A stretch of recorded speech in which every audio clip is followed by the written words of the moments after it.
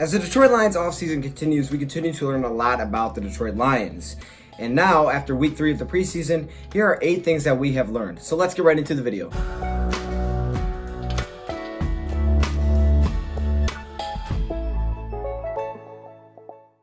So yes, there are 8 things that we have learned so far about the Detroit Lions in this list. There's definitely more things that we have learned than 8 things, but I really want to take a look at 8 big things that we have definitely learned throughout so far. Maybe some things that we learned are things that we haven't learned. Maybe that's a little bit confusing, but you'll understand once I get into the list. Anyways, there is one thing I want to throw on here. Maybe not part of the list, maybe it is, I don't know. But it's basically that Matt Patricia believes that all the pass interference calls, like the reviews, have all been pretty consistent. And I guess that's a good thing that he believes that. As we know, he's been trying to challenge a lot of those plays because that is a new rule in the NFL that you can challenge pass interference calls. He's been doing it a lot. That way he can really get data on it, and he says that, hey, it's pretty consistent so far. So that's, I guess, a really nice thing to see. But now let's hop into this list because that's what we all came for. So coming in at number 8 is really about battles, right? Because battles are taking place at every single position.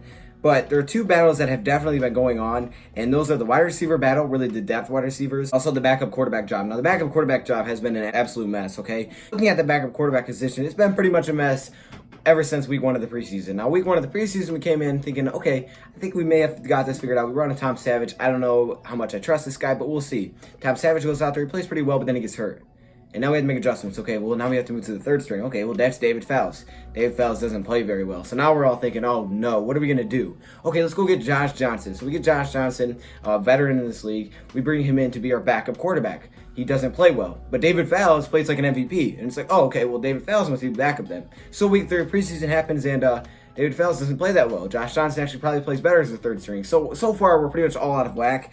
And all we can say for that is that position battle is still absolutely going on. I think week 4 is going to prove a lot. Now, another battle is definitely going on, that depth wide receiver battle. We have no idea where we're going with that right now. I think there's so many guys that could potentially make the team. We really just don't know where we're looking. Chris Lacey earlier seemed like 100% fit, but now I'm not sure. Travis Fulgham, I don't know. He's a rookie, but he's been up and down pretty much throughout the entire preseason. Then we have guys like Brandon Powell, who a lot of people like. He's been here for a while, but who knows? Tom Kennedy, Jonathan Duhart. We have plenty of guys. When Jermaine Kearse goes down, now we have to find out, okay, who's those depth wide receivers? And right now we have a lot of competition going on. So that's the first thing that we have learned so far, is that those 2 battles are definitely ongoing. Have not learned anything from that. So we learned that we haven't learned. I guess that's basically what I'm trying to say. Now, coming in at number 7 is Matt Prater is still freaking Matt Prater. Matt Prater is still great, okay? 61-yard field goal in the preseason with no win. Tell me how that's possible. I was not expecting that at all. Not in the preseason. I didn't think he would make it. I thought he would shank it. I didn't think maybe not kick it far enough. Something was going to happen.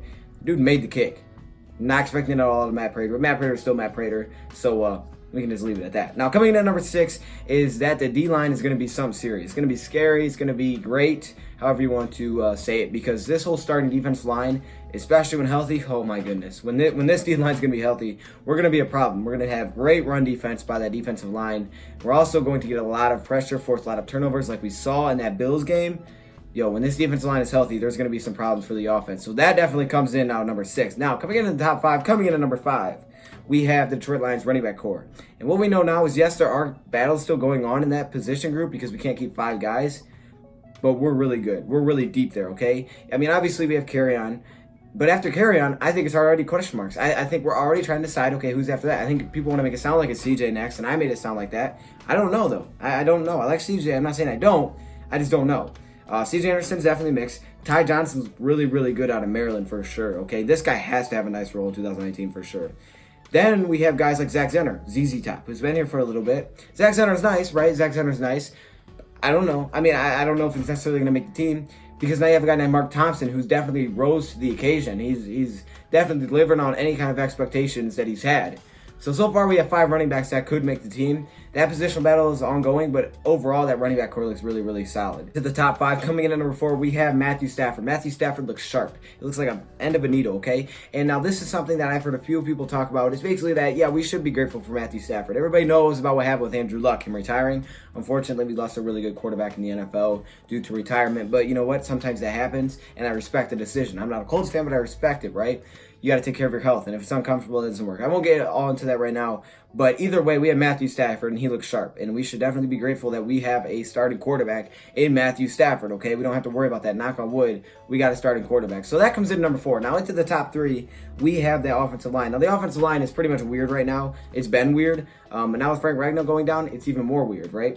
So I think two guys are definitely going to serve a very big impact, and those guys include Kenny Wiggins and DoseOfDion. These guys are going to be huge for the Lions this season. You know what I mean? I mean, these guys both came in to start at left and right guard when Frank Ragnow went down. These guys are going to be huge whether or not they're starting or coming off the bench. And then we have also other guys that not a lot of people are talking about, like Adea Bushi, Terrell Crosby. I don't know about those guys. It seems like Kenny Wiggins and Joe Dahl are the most trusted so far, but I wouldn't be surprised if we go bring in more offensive linemen. Now, Bo Benchwazzle hasn't been playing very well, but what it comes down to is that Kenny Wiggins and Joe Dahl, they haven't looked good, but they've definitely been getting a lot more playing time than any other offensive lineman.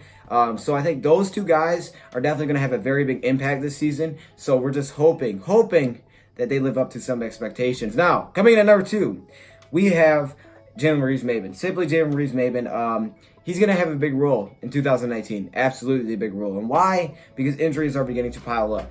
Okay, we have some really good players. 4 notable players that have went down with injuries. Frank Ragnow, Jared Davis, Jermaine Curtis, and Tom Savage. Those are 4 good players that we absolutely need on this team. And because of that, really the Jared Davis injury, who is apparently not a season-ending injury, which is nice. Jalen Reeves-Maybin's going to have an expanded role. You know who else is going to have an expanded role? Coming in number 1, Jahlani Tavai. Jahlani Tavai is going to be big for 2019. He will have a huge role. He's probably going to be a starting middle linebacker in place of Jared Davis. That means Kennard, Christian Jones, Jalen Reeves-Maybin, Miles Killebrew. Those kind of guys are going to get a lot of opportunities. Miles Killebrew is going to be huge as well. So linebacker positions looking pretty interesting. But again, a lot of guys that you may not have expected to have huge roles in 2019 probably will. 1, because of injuries, and 2, just because things change, right? That's just how NFL works, how sports work, things change. So those are 8 things that we have learned so far about the Detroit Lions throughout the preseason. If you guys have anything more you want to add, make sure you let me know in the comments below. Anyways, thank you, Prater, for watching. Also, if you guys want to be in the next Madden tournament, whenever you hold that, make sure you click the link in the description to become a DoD member, and then you can be the next Madden attorney. Anyways, thank you, Prater, for watching, and I'm out.